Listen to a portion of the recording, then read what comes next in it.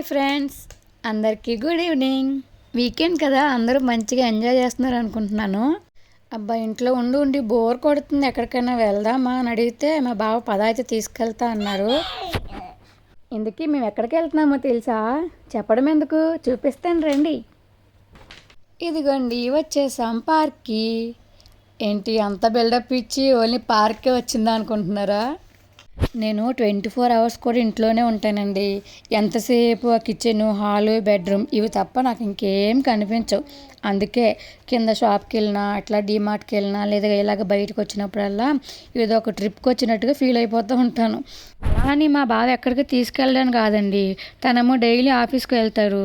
అందులో night shift, night అంతా duty చేసి మార్నింగ్ వచ్చి పడుకుంటారు. అందుకే మా ఇద్దరం కలిసి కొంచెం టైం స్పెండ్ చేసేది ఓన్లీ వీకెండ్స్ మాత్రమే.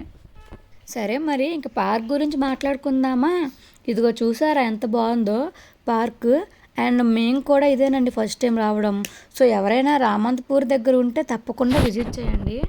ఎందుకంటున్నా అంటే ఇక్కడ కిడ్స్ జోన్ ఉంది. అండ్ అలాగే వాకింగ్ చేయడానికి సెపరేట్గా వాక్ వే, అండ్ అలాగే పెద్దవాళ్ళు వార్మప్ చేయడానికి కూడా, ఎక్సర్సైజ్ చేయడానికి కూడా చాలా మంచి ఫెసిలిటీస్ అయితే ఉన్నాయండి. ఇక్కడ ఒక నోటీస్ బోర్డు ఉంది, చూసారా? ప్రేమ జంటకి లోపలికి ప్రవేశం లేదంట. అర్థమైందా? లవర్స్కి నాట్ అలౌడ్ అంటున్నారు. ఎందుకంటే చుట్టుపక్కల మొత్తం కూడా ఫ్యామిలీస్ ఉండే ఏరియా అండి. ఈ పార్క్కి కూడా ఒక కమిటీ ఉన్నట్టుంది. ఇదంతా కూడా వాళ్ళే డిజైన్ చేసుకున్నారు మొత్తం. అందుకే కొంచెం రిస్ట్రిక్షన్స్ పెట్టారు.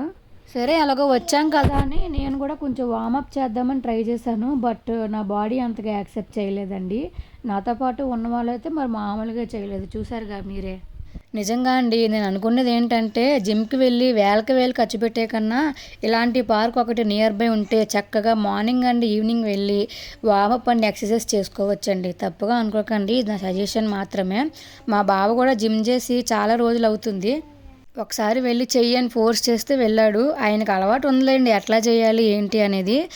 ఫైనల్గా అయితే ఇంటికి వెళ్ళిపోదామని బయటకు వచ్చేసామండి. బయటికి రాగానే ఐస్ క్రీమ్ బండి కనిపించింది. ఇంక కనిపించాక మనం ఆగుతామా?